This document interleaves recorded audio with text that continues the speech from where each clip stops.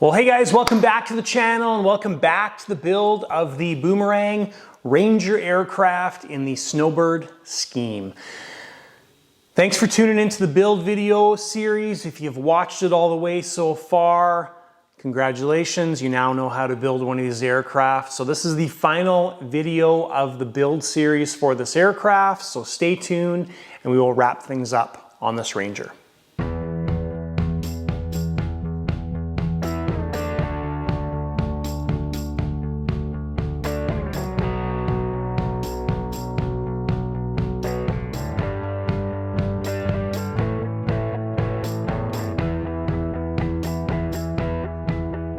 All right guys, so continuing where we left off in the last video, we are just doing the final touches on this build. Now there's still a fair bit to do, but a lot of it's just small detail work. So first thing we're doing is we're getting the batteries mounted in the nose. We're gonna get that whole system all wired up, ready to go. And then we'll do our final touches, angling of the gear, center of gravity, mounting the glass on the canopy, all those small little details.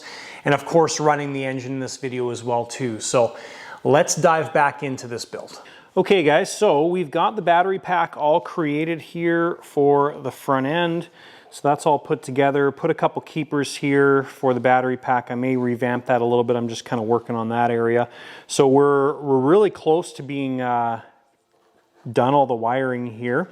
What I did was I installed the pack for the landing gear, which is this one right here. We added I think this is a JST connector on the battery instead of the servo connector. So that is the plug for the landing gear, which is right there. So we basically have four different, So we've got four different plugs or four different batteries on this aircraft. They've all got different plugs. So we've got our XT connector here for the turbine. We've got our two Dean's connectors and the JST connector for the landing gear. So that is all good. We're gonna do our first power up on the aircraft. So what I'm doing now is I'm going to prime the fuel system. So radio is on, all of our switches are forward, and we are pulling out the plug, and there she goes. She's all good. So now what I'm going to do is I'm going to go into the menu of the turbine. We're going to do our checks on everything and prime the fuel system, and that portion right there is going to be ready to go. All right, so I modified the battery holder here a little bit, just put another longer piece all the way across, and that just keeps the batteries nice and stable. Put a GSU plug right there. So this is for the ground support unit to plug into for the Sweewind turbine. What I do when I do these guys is I just make them nice and simple. So the signal is marked in yellow and that matches the GSU plug. And then we've got each of these marked. So GSU, main, and lights. So as far as equipment layout goes, we are basically done. Last thing we need to do is mount the other JR sub receiver here. So we'll just kind of figure out a decent spot for that guy to go. So that is the equipment layout done on this aircraft. So what do we have left to do on the actual aircraft portion? We've got to do all the programming for the surfaces. So that's got to happen. We've got to do the center of gravity check. And then we also have to mount our canopy on there as well too, our glass on top of the canopy. All right guys, we did find the dash panel. This was hiding in the wing tips. So we got that all cut out and we'll just glue that or stick it in place, and then we'll mount the canopy glass.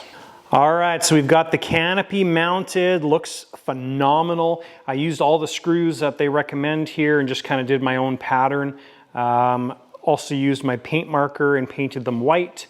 But really easy to get this off. So we don't have a pilot for this, but really simple to put a bust in there. And I think it would be a kind of a cool look, but looks good without it as well too. So that is the canopy all sorted out. All right guys, so the other receiver has been installed. I mounted it with sticky tape onto the tank. We've got one antenna going this way, one going straight up and down. So when you're organizing your antennas like this, you want to make sure you have all the axis covered, right? So we've got one facing forward, Now remember that these antennas spread the signal out perpendicular to the antenna, not in line with where the antenna is pointing. So this antenna going front to back sends its signal out in the right and left directions if you're sitting in the cockpits, okay? So then we've got this antenna pointing straight up and down. We've got this antenna pointing from wingtip to wingtip, and we've got this one pointing towards the back of the aircraft. So we have all the axes covered, and we should be good. Of course, we're doing a range check before we fly the aircraft.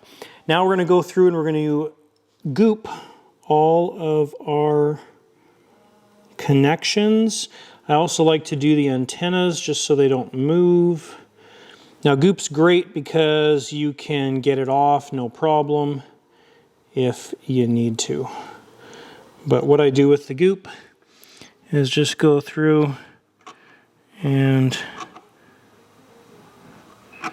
get all of the connections. So just put a little bead on the actual thing that it's plugging into, and then a little bit onto the actual plug.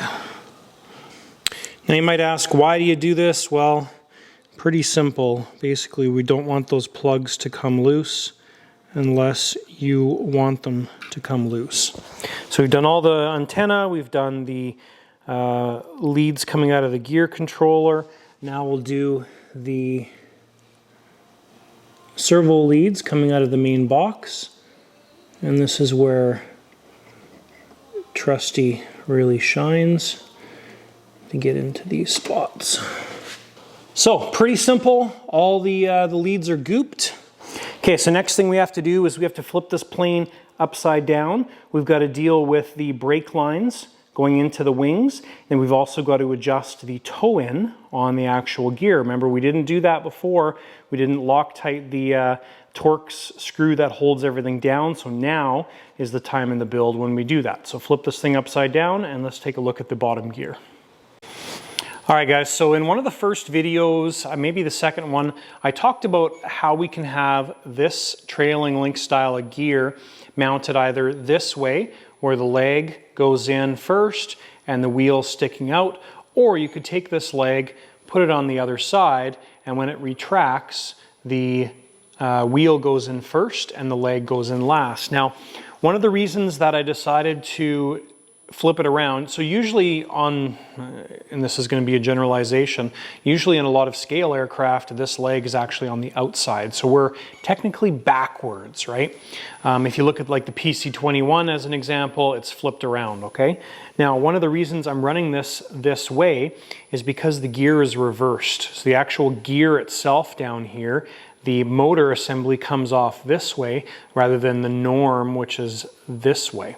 All right, so if we take this whole gear assembly here and we're to put it on the other side, now what's going to happen is that brake line is coming down this way, and it's going to be running the risk of getting pinched by the actual motor assembly. So I would rather have it go this way. We can deal with the wire here. There's plenty of room when this gear retracts for that wire to not get stuck on anything. So what I'm probably going to do is put another piece of this coil assembly spiral wrap on there, and we're going to put a spot of CA on there just to keep it nice and stuck on the bottom. Anyways, I'm going to deal with those brake lines now. All right guys, so brake lines here, I think this is just the best course of action to leave them floating and loose. Reason for that is if you try and cinch them down or mount them somewhere on the wing, what happens is it just folds up funny. So with the way this is set up right now, it actually works out quite well. Has a nice bend to it, the legs go in all the way. I tried fixing them onto the wing, and what happened was the brake line and coil wrap prevented the gear from actually going up all the way. And then if I just leave them like this, the gear goes up all the way. And they actually both match as well too, which is nice. So next thing we're going to do is the toe in on the aircraft. Now, generally, you might have somewhere that is parallel to the flight line or the middle of the fuselage. We don't have that. So what we can do is create that line. So if we just create that line with a piece of masking tape, that might be the best solution. There we go. Now these diamonds back here are not painted parallel, so you wouldn't want to go down the center of the diamonds. What I've done here is just visually gone down the middle of the fuselage. Now we can measure here, here. You know, we've got the wheel wells to look at, so we've got a couple points of reference that we can take a look at. But what that gives us now is a reference line for our gear. Now what I like to do is just do this visually. Now this is a little bit difficult because the line is so far away. So what you can do in this case is we just need to transfer this line to here. Okay guys, so final results here. I've done this one leg. I haven't done the other side yet, but so I took that center line, measured it against the points on the fuselage on both sides, and we are all good from, you know, I measured from where the wing joins here to there and the other side, and our blue line was perfectly centered. And then I transferred that line closer to the gear. And then what I did was, you can take this carbon rod, try and get it lined up for you so you guys can see this. There we go. So you can see the carbon rod, the front compared to the tape is the front of the rod's hitting first at the bottom of your screen versus the back, which is the back of the plane. It still has a space. Okay, so we're looking for a couple degrees of toe in, which we have. So we need to do the other gear. Now I'm going to show you a couple tricks here with these gear. So we've got two mounting set screws on these legs. So you've got a little 1.5 millimeter Allen key, which is nice because that is nice just to get things set down. And then you've got your big pinch bolt, which is a, I think a T25 fitting. Okay, but there's something special with this I want to show you. So we'll take this other side out. Okay, and I just want you to have a look inside there. You can see where the angle is contacting. There's a dark ring all the way around, okay? So one of the things that I like to do with these particular JP gear is we're going to use Loctite on this, of course. So I put a little bit of Loctite on the tip, but then what I do is I put a little bit of light machine oil on the actual head or the bevel head. So when you do this up, you can actually get it nice and snug without putting a crazy amount of force on the tool itself. So just a little trick for you. If you don't do that, you're fighting against metal on metal contact, and you can see there with that dark circle that it's not exactly a perfect fit on these JP gear. Otherwise you wouldn't see that dark circle there. It would be a better contact surface. So anyways, a little drop of machine oil on there. Don't mix the Loctite and machine oil because that makes the Loctite not work. So anyways, we're going to do the exact same thing on that gear, and then our gear will be all set. All right guys, now it's time to mount the canopy, and it is time for another episode of Tip Time, brought to you by Trusty Bent Screwdriver.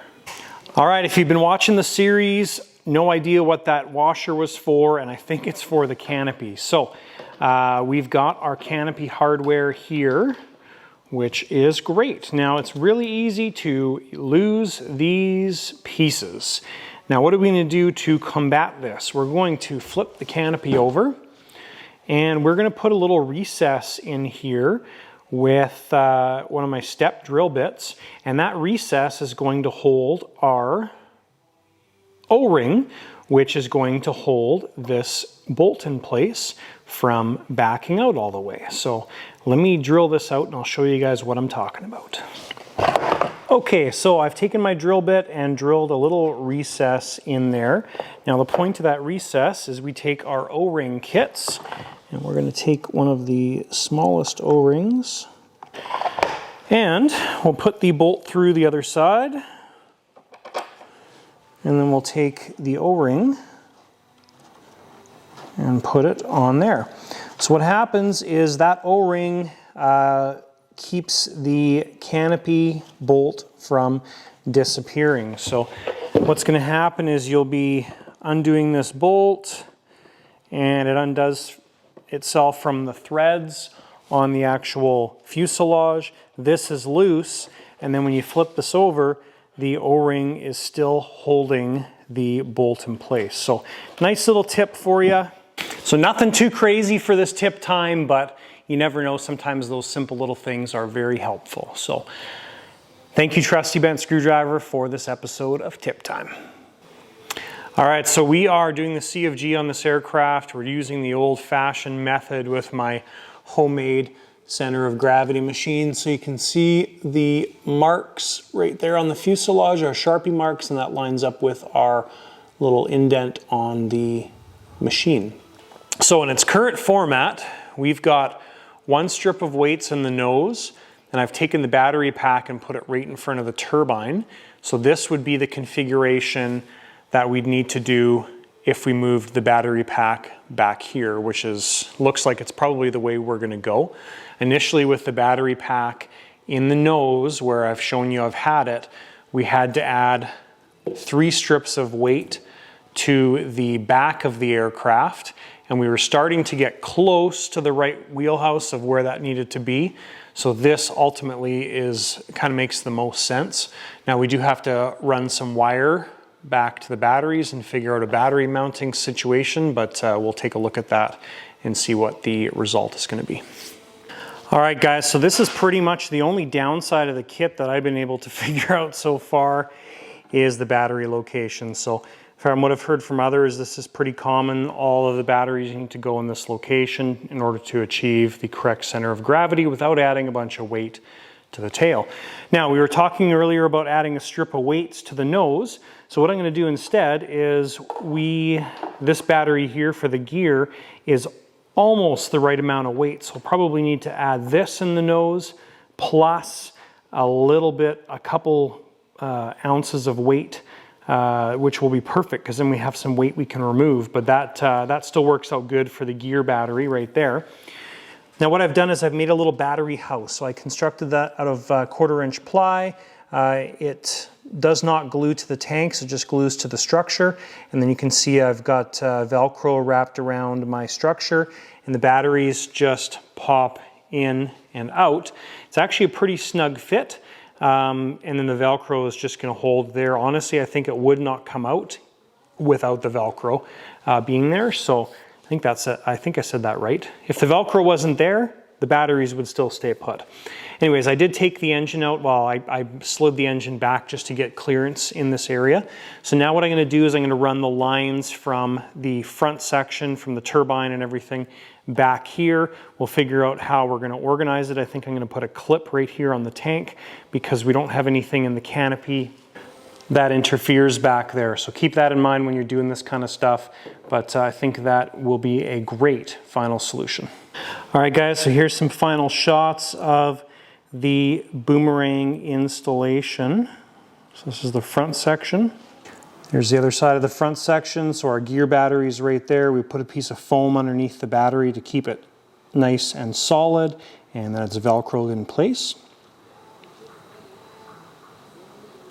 And then our main plugins come to the top of the tank, and they're located right there. Now, I'm not a huge fan of this, but unfortunately, CFG is more important than looks. So this is okay. I mean, we have to live with it. Ultimately, it works. It's going to be great. It's going to be flyable. It's going to be reliable, which is good. So engine has been reinstalled. So what we'll do now is we'll put this back on the CFG machine, just confirm that we are good, and then we are ready to run this engine. All right, so we ended up having to add 5 stick-on weights to achieve the CFG. So that worked out really nice. So that also gives us a little bit of room to take stuff away if we find that it's too nose heavy on the stock CFG location. So we have half a tank of fuel in there. We are ready to test run this engine and aircraft, and 2 things left to do. Test run the engine, set up the radio and surfaces and travels and stuff, and then she's ready for Maiden.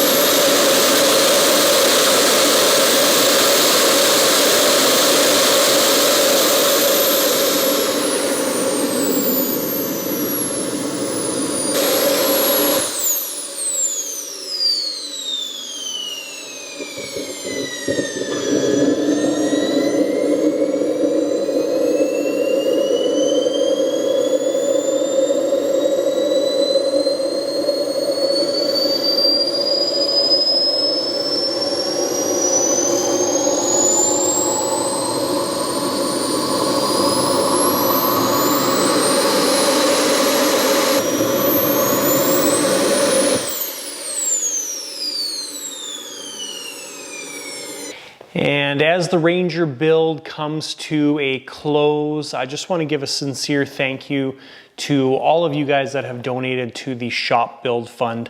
Thank you so much for those donations. It is very much appreciated.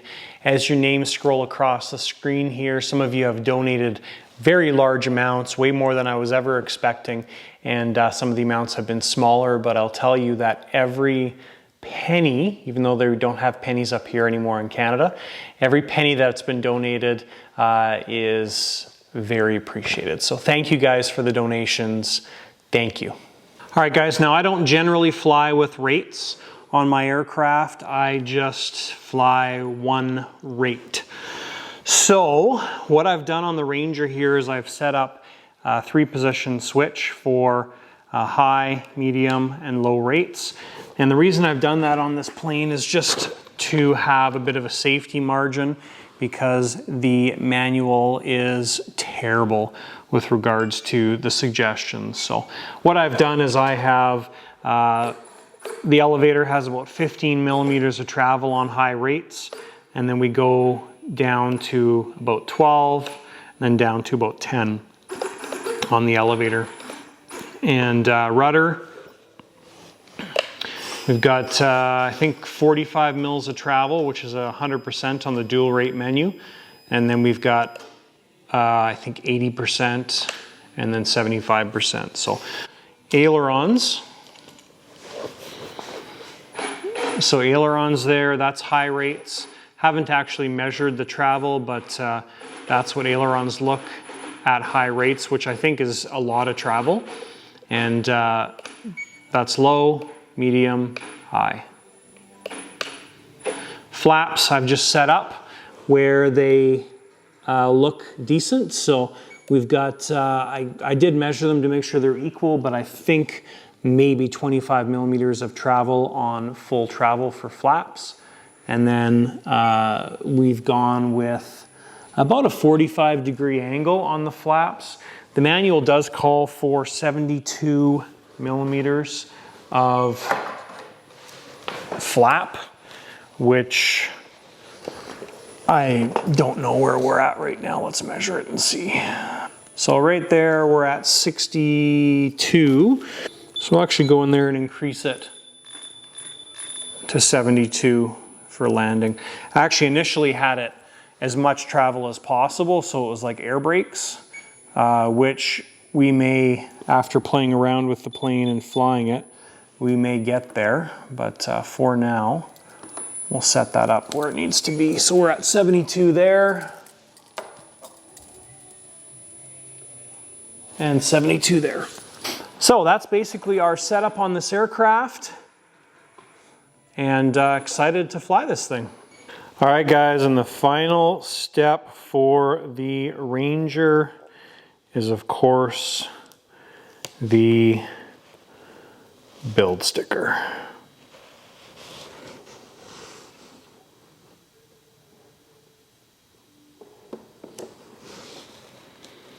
And there we go. All right, guys, and the Ranger is now complete. So we are good to go on this aircraft. We will be maidening it, as I mentioned, very, very soon. We've got about 5 days of crappy weather here in our neck of the woods. So we're probably going to be maidening this next weekend, which of course we're going to video. It's going to be awesome. So anyways, that is the Ranger build. So if you're thinking about one of these aircraft, you can't go wrong with it, really. It's a pretty phenomenal little aircraft, you know, a couple little hiccups here and there, but designed really well, really nice layout, pretty awesome aircraft, and anybody who owns one of these, I'm sure, is going to love it. So looking forward to mating this thing. If you guys have any questions about the Ranger build, feel free to reach out to me either down below in the comment section, or you can send me an email, thelightersideofrc@gmail.com. If you are interested in getting a Boomerang Ranger aircraft, link down below in the description to where you can get those. And thanks guys for watching. We'll see you in the next video.